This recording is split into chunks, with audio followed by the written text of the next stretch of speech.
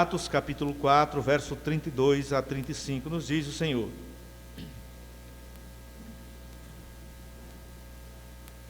E era um coração e a alma da multidão dos que criam, e ninguém dizia que coisa alguma do que possuía era sua própria, mas todas as coisas lhes eram comuns. E os apóstolos davam com grande poder testemunho da ressurreição do Senhor Jesus Cristo, e em todos eles havia abundante graça. Não havia, pois, entre eles necessitado algum, porque todos os que possuíam herdades ou casas vendiam e traziam o preço do que fora vendido e o depositavam aos pés dos apóstolos. E repartia-se a cada um, segundo a necessidade que cada um tinha. Senhor nosso Deus, nosso Pai, em Teu nome santo, e para a honra e glória do Senhor, que aqui estamos nesta hora, e glorificamos Teu nome, Senhor, porque o Senhor é o nosso refúgio e a nossa fortaleza. E como está escrito que tudo foi escrito é para o nosso ensino, nós cremos, meu Pai, nesta palavra preciosa, palavra gloriosa, que é verdade, meu Deus, é para o nosso ensino. E hoje nós temos a possibilidade de ouvir o Teu dito e termos o testemunho da Tua igreja em Atos, e assim podemos viver essa palavra, podemos adotar esse modelo para a nossa vida, para o nosso ser, em nome do Senhor Jesus Cristo. Amém, Senhor Jesus. Graças a Deus. Pois bem, podemos sentar, fiquem à vontade, em nome do Senhor Jesus. Hoje nós vamos meditar sobre o amor compartilhado. Hoje em dia se fala muito em compartilhamento, né? As pessoas vivem compartilhando nas redes sociais, né? Vê alguma coisa interessante, compartilha com seu amigo. Vê uma notícia importante, compartilha imediatamente. Uma foto, a pessoa compartilha logo. O que se vê hoje em dia são as pessoas tirando fotos, né? Aproveitando os momentos importantes da sua própria vida, e é imediato, compartilha com alguém nas redes sociais, né? Então isso é compartilhar. O amor também, nós vemos na igreja, em Atos, no capítulo 2, o amor compartilhado. Mas o que acontecia, de fato, que nós vemos aqui no texto, que era o coração e a alma da multidão dos que criam. Era o coração e a alma dos que criam. Eles estavam tudo ali unidos em um só coração e em uma só alma. Ninguém dizia que coisa alguma do que possuía era própria, mas todas as coisas lhes eram comuns. Veja como era que vivia a igreja em Atos. Um só coração, uma só alma, e ninguém dizia: olha, isso aqui é meu, particular. Eles tinham tudo em comum. Eles viviam em uma sociedade cristã genuína. Juntos, a palavra diz que os apóstolos davam com grande poder testemunho da ressurreição de Jesus Cristo. A mensagem era anunciada com ousadia. Poder de Deus. A mensagem sobre a ressurreição de Jesus Cristo. Eles não falavam como que tivessem dúvidas, até porque eles tinham visto, eles não tinham ouvido falar, eles tinham visto Jesus ressuscitado.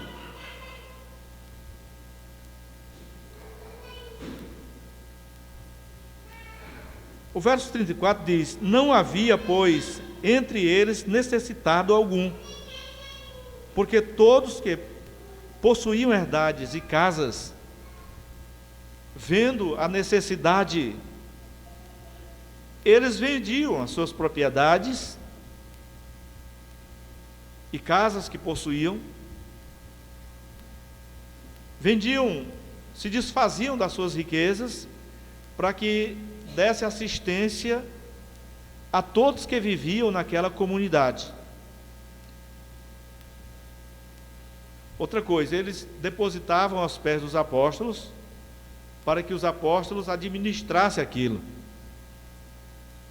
Os apóstolos eram um exemplo de cristãos, e repartia cada um, segundo a necessidade de que cada um tinha. Mas vem a pergunta: por que a igreja de Atos 2 é um exemplo de igreja verdadeira, ou da igreja verdadeira? É o modelo da igreja cristã. Por quê? Por que será que as pessoas vendiam as suas propriedades, as suas casas, para distribuir aquilo entre os irmãos que viviam em sociedade? Será que os apóstolos, eles forçavam aquelas pessoas a venderem as suas propriedades? Será que eles forçavam aquilo ali, aquelas pessoas, a venderem o que era seu, para que fosse distribuído, trouxessem a eles, para que ele distribuísse para aquela comunidade cristã? Nós podemos dizer que, de já, que não. Simplesmente eles ouviam a palavra, eles não imaginavam que, até mesmo sabendo que Jesus tinha ressuscitado e tinha prometido voltar em breve, eles não imaginavam que seria somente muitos anos depois. Mas é o tipo da coisa. Quando nós cremos de todo o coração, nós não imaginamos a vinda de Cristo como algo muito distante. Nós vemos como algo agora, do presente. Os discípulos, quando foram para aquele monte, Pedro, Tiago e João, foram para o monte com Jesus. E lá Jesus transfigurou-se. E eles viram Moisés e Elias junto com Jesus. E Jesus com o rosto resplandecente, pois Jesus tinha transfigurado-se em algo que eles nunca tinham visto. Moisés representando a lei, e Elias, os profetas que anunciam a palavra e as coisas que virão. Então os apóstolos viram aquilo ali, ficaram maravilhados e disseram: Senhor, se quiseres, façamos aqui 3 tendas, uma para ti, outra para Moisés e outra para Elias. Se o Senhor quiser, nós podemos ficar aqui logo, não precisamos ir para outro lugar mais. Imagine só, veja como fica a pessoa cheia do poder de Deus, vendo a glória do Senhor. Por isso nós podemos imaginar e compreender por que aquela comunidade, aqueles que tinham propriedades, eles vendiam o que era seu e distribuíam ali com seus irmãos, em Atos capítulo 2.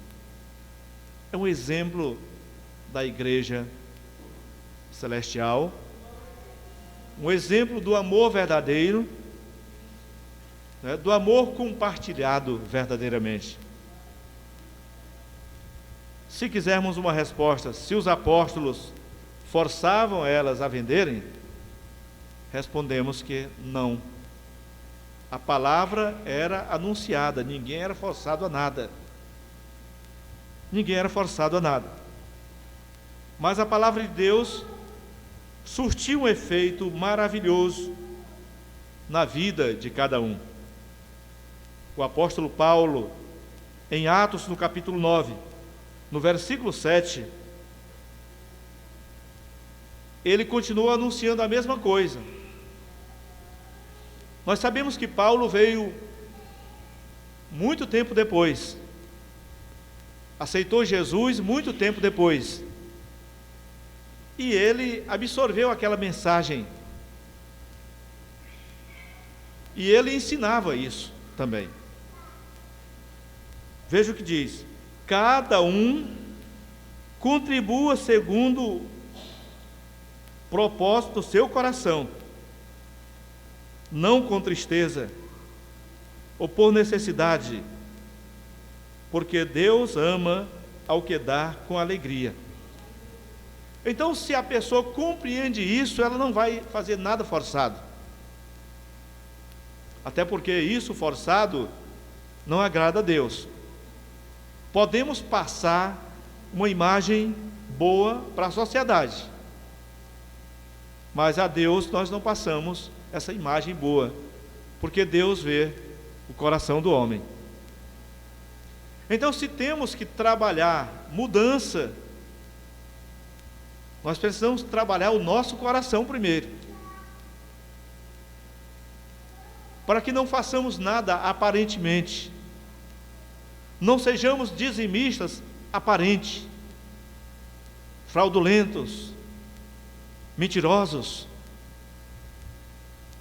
só para mostrar que devolveu o dízimo, ou só para mostrar que deu uma oferta, passar uma figura boa, uma imagem boa para a sociedade ou para a igreja. Não, nós não precisamos disso. Mas nós precisamos trabalhar o nosso coração para sermos fiéis a Deus verdadeiramente. E se tivermos que ajudar o nosso irmão, façamos com todo o nosso coração. O apóstolo Paulo veio muito tempo depois. Ele não viveu aquele episódio ali assim, logo após a ressurreição de Jesus. Atos 2. Ele não viveu aquilo ali, daquele jeito. Mas ele mesmo testificou dizendo: porque eu recebi do Senhor, né? Eu tenho dado a vocês o que recebi do Senhor. Eu tenho ensinado a vocês o que recebi do Senhor. E começou a mostrar ali, no caso, a Santa Ceia. Mas nós vemos agora aqui o apóstolo Paulo falando aos irmãos em Corinto, dizendo: cada um contribua. Cada um contribua segundo o propósito no seu coração, segundo propôs o seu coração, não com tristeza, achando que isso lhe faz falta, e nem mesmo para se mostrar bonzinho. Não, nada disso, porque Deus ama o que dá com alegria. Nós podemos observar ali o caso daquela pobre viúva que deu aquelas 2 moedas, aqueles 2 centavos, e Jesus disse que ela tinha dado mais do que todos os outros, porque aquela pobre viúva tinha dado tudo que possuía, e de coração, enquanto os outros tinham dado muito, mas tinham dado do que lhes sobrava. É claro que aqui ele não está dizendo para a pessoa dar tudo que tem. Ele está falando para a pessoa, se tem que ofertar, que faça isso com todo o seu coração. Se tem que ajudar o seu irmão, faça isso de coração, com alegria, não é com tristeza, ou querendo alguma imagem boa, uma promoção diante da igreja. Nada disso. Veja, em 1 Coríntios, no capítulo 13, no verso 3, nos diz o Senhor: ainda que eu distribuísse toda a minha fortuna para sustento dos pobres, e ainda que entregasse o meu corpo para ser queimado, e não tivesse amor, nada disso me aproveitaria. Então nós podemos agora entender isso, porque não basta somente ajudar o necessitado, temos que ajudar o necessitado, mas se isso não for com alegria, espontaneamente, aí é uma prova de que o pastor ele não pode e nem deve forçar ninguém, deve pregar a palavra e semear a boa semente, porque Jesus Cristo é quem faz a obra no coração do homem. Deus é Espírito, e Ele trabalha em cada um individualmente, trabalha em minha vida, trabalha na sua vida, e transforma os corações. Então, nada adiantaria, nada aproveitaria distribuir toda a fortuna, todos os seus bens, se não tivesse amor, se não fosse de todo o seu coração, se não fosse com alegria. Se aquela pobre viúva estivesse depositando ali, aquele último, com pena, com tristeza, com angústia, porque estava ficando sem nada, Jesus não tinha falado isso dela. Mas não, ela fez o melhor que podia para o Senhor, o melhor que podia. Então nós vemos muitos exemplos dessa natureza, coisas maravilhosas, preciosas, exemplos maravilhosos de como devemos servir ao Senhor. É o mesmo caso, podemos dizer, para vir à igreja, nós não podemos vir apenas, não é bom que venhamos apenas para satisfazer o irmão. Nós temos um fruto positivo nisso, porque o crer vem pelo ouvir, mas ainda o nosso coração não foi moldado o suficiente para estarmos com alegria, vir com alegria para a casa de Deus, cantar com alegria, pregar o Evangelho com alegria, sair pregando a palavra de Deus nas ruas, nos becos, nos atalhos, nas praças, com alegria, cantar com alegria, fazer o melhor para o Senhor com muita alegria. É isso que o Senhor quer, que o nosso coração seja trabalhado e possamos fazer a obra de Deus com justiça. Nós vemos na epístola a Filemon, no capítulo 1, verso 14, nós observamos aqui que Filemon era um homem de posse, era um homem que possuía escravos, pessoas aos seus serviços, e pessoas, escravos mesmo. Mas ele tinha um escravo chamado Onésimo, e este fugiu, procurou a sua liberdade fugindo. A história, o curso da história andou, apóstolo Paulo, fazendo a missão, conheceu esse cidadão chamado Filemon, pregou a palavra para ele, ele creu com todo o seu coração, se tornou um cristão,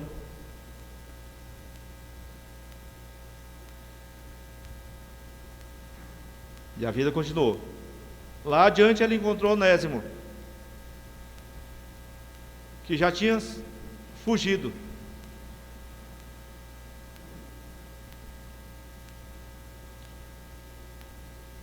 Ouviu a palavra e creu também. Aí nós vemos o poder da palavra.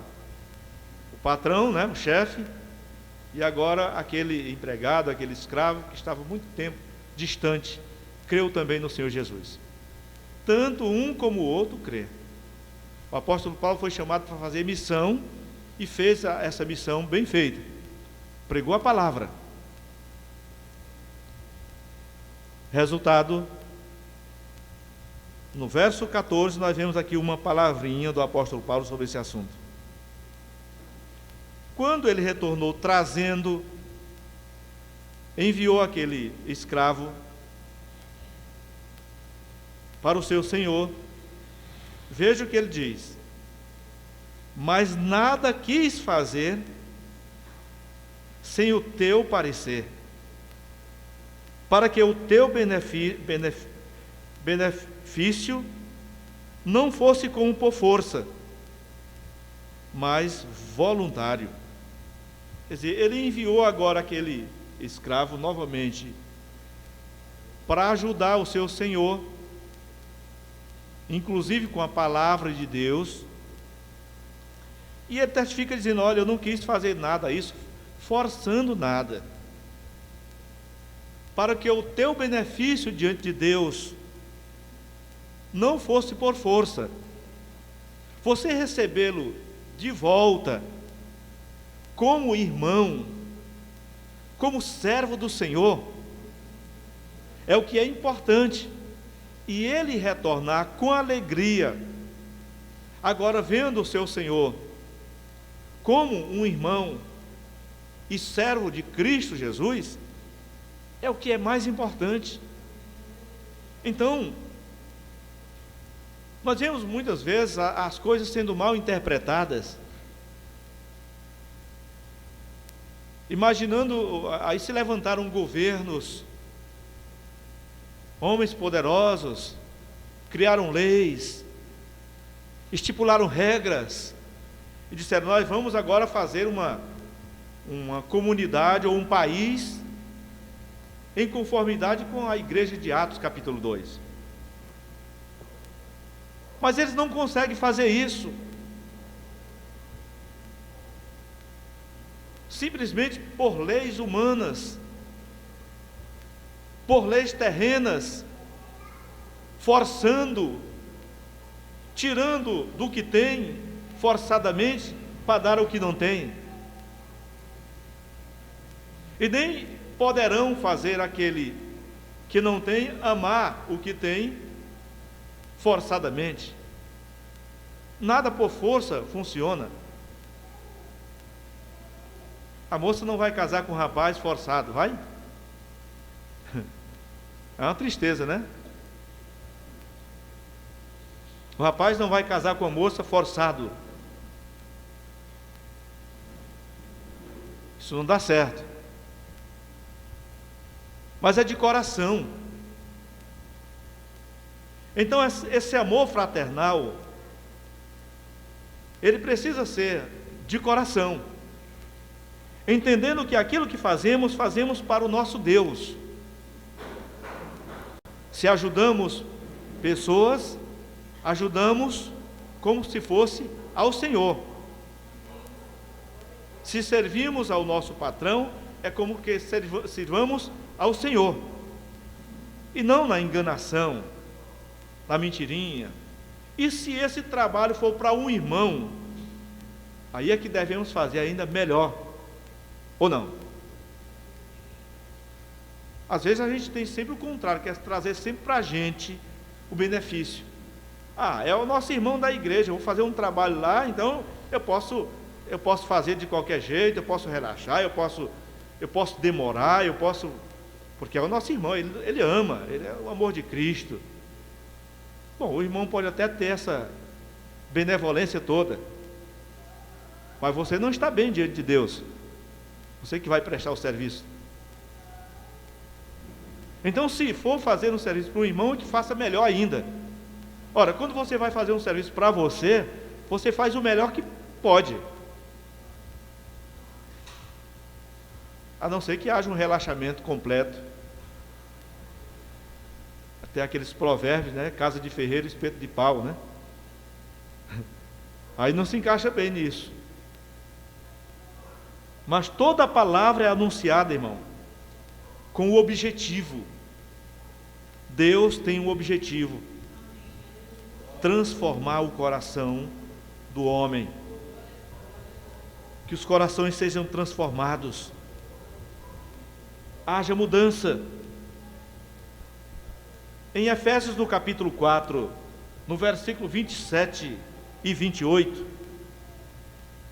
nos diz: não des lugar ao diabo. Ele nos aconselha a não darmos lugar ao diabo.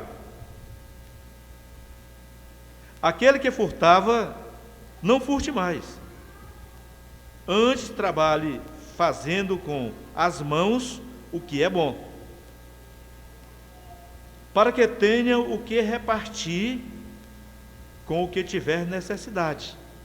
Veja bem, não dar lugar ao diabo é em todos os sentidos.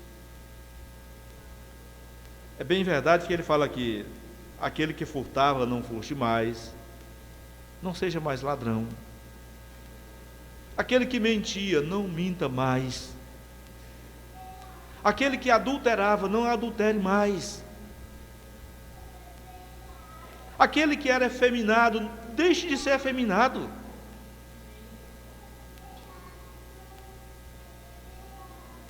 Trate dos negócios direito. Honre o seu nome, o nome da sua família. Honre.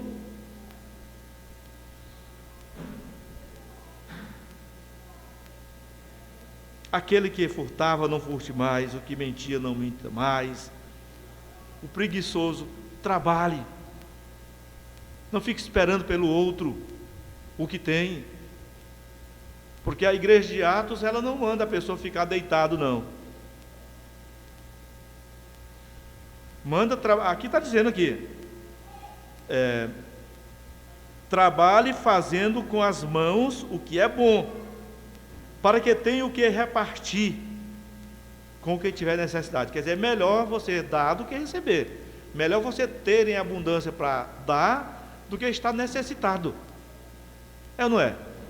Mas isso precisa ser de uma forma limpa, de uma forma saudável,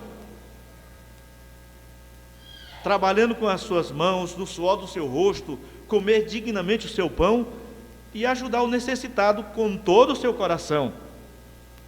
Nada forçado, nada forçado, mas de ânimo pronto. Em 1 Tessalonicenses, no capítulo 3, verso 10 e 11, nos diz: aleluias, orando abundantemente, dia e noite, para que possamos ver o vosso rosto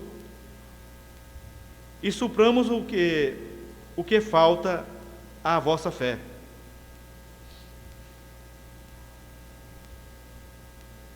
Parece que eu peguei o texto contrário, em 2 Tessalonicenses, né? Nos fala assim, 2 Tessalonicenses: aquele que não quiser trabalhar, também não coma. É isso. Porque quando ainda estávamos convosco, vos mandamos isto, que se alguém não quiser trabalhar, não coma também. Porquanto ouvimos que alguns entre vós andam desordenadamente, não trabalhando, antes fazendo coisas vãs. Quando a pessoa não se ocupa no que é certo, no que é bom, termina se ocupando naquilo que não é bom, em coisas vãs. A mente vazia, ela é ocupada por coisas ruins, né? Se você começa a ler a Bíblia Sagrada, sua mente, ela se enche das coisas de Deus. Se você começa a ler livros de pornografia, a sua mente se enche de pornografia. Se você começa a ler livros ou ver filmes de mafiosos, de pessoas se dando bem nisso ou aquilo, você vai se encher também daquela mesma coisa. Então, qual é a recomendação? Faça o que é bom, faça o que é certo. Encha-se do Santo Espírito do Senhor para que você possa agir corretamente em sua vida. Tenha uma postura correta. O apóstolo Paulo, ele era um homem, um doutor fariseu,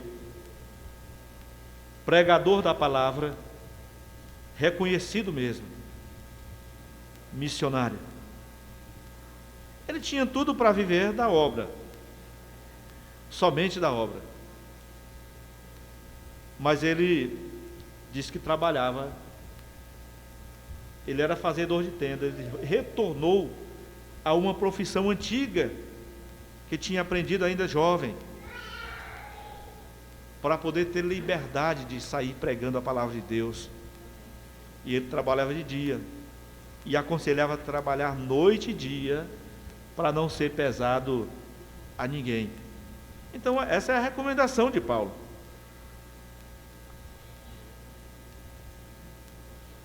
Agir com justiça nos fala em Êxodo capítulo 23, verso 2 e 3. Veja bem, o nosso comportamento diante da sociedade não seguirá a multidão para fazeres o mal,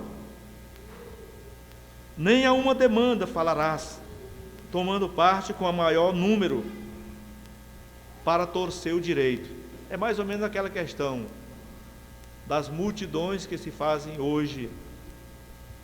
Às vezes a pessoa faz uma greve e não sabe nem porquê, simplesmente pelo movimento. Junta-se a um movimento contra, não sabe nem o que, mas está lá fazendo. É perguntado o que ele está fazendo ali, por que ele está ali, ele não sabe.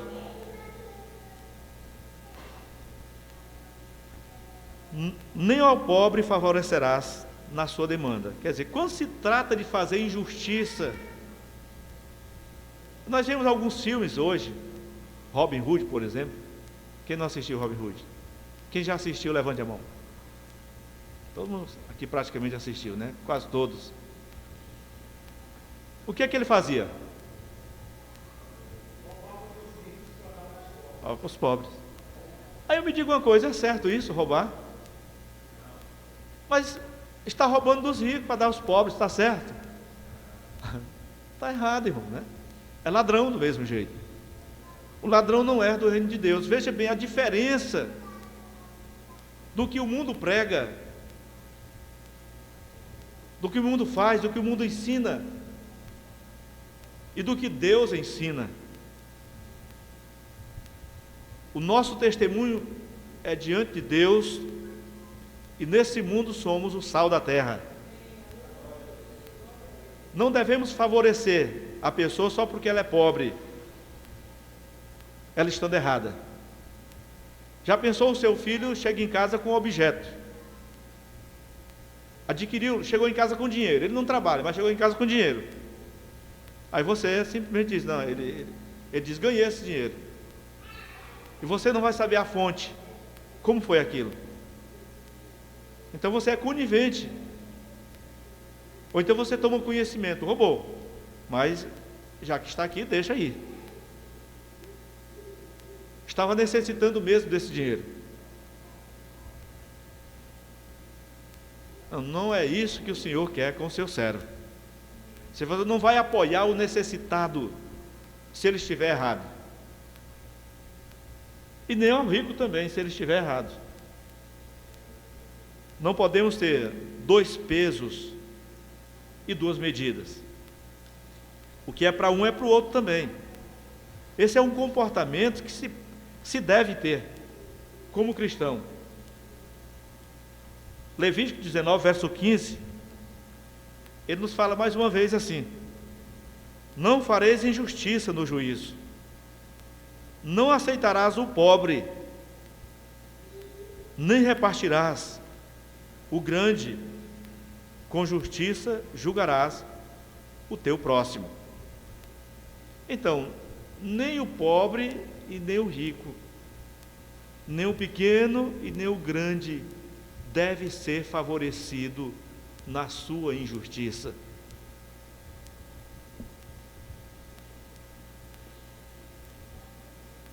Não podemos servir a dois senhores. Compartilhar o amor verdadeiro é viver isso. Você não é carrancudo com isso. Você pode até se tornar chato na sociedade, mas você é bem-vindo na presença do Senhor. E a igreja de Deus te compreende. No mundo você vai ficar uma ovelha no meio dos porcos, um peixe fora d'água. Mas na igreja de Deus você vai se sentir bem, porque este é o comportamento da igreja de Deus. Nós devemos interagir cada vez mais com os nossos irmãos, nesse pensamento, nessa ideia. O exercício da palavra é necessário em nossa vida. Amém? Deus abençoe a todos em nome do Senhor Jesus.